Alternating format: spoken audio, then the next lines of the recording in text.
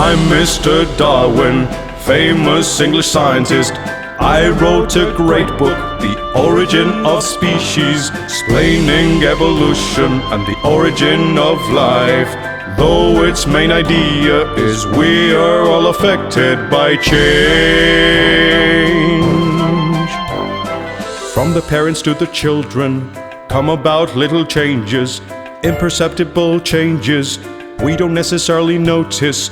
Although changes can be small, they help some species to evolve and others to produce the changes needed to survive the environment. Works for better or for worse.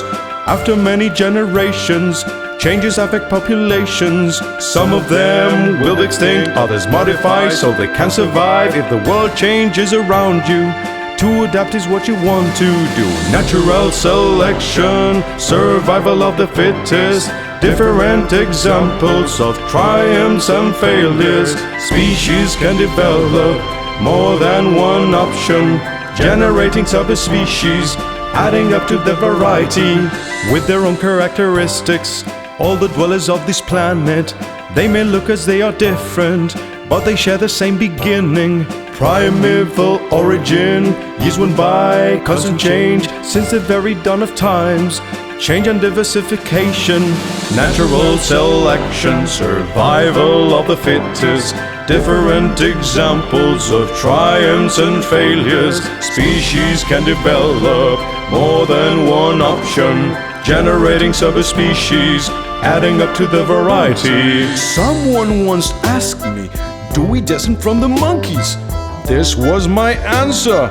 Once we share the same ancestor, going way back in time, a common origin we can find, meeting with the same ancestors, both for monkey and for man. All the species have been through their own path in evolution. Adaptating to survive is the rule to avoid extinction. Mankind, plants, unicellular beings, animals, modes, we all have survived changes. Natural selection, survival of the fittest, different examples of triumphs and failures. Species can develop more than one option, generating subspecies, adding up to the variety.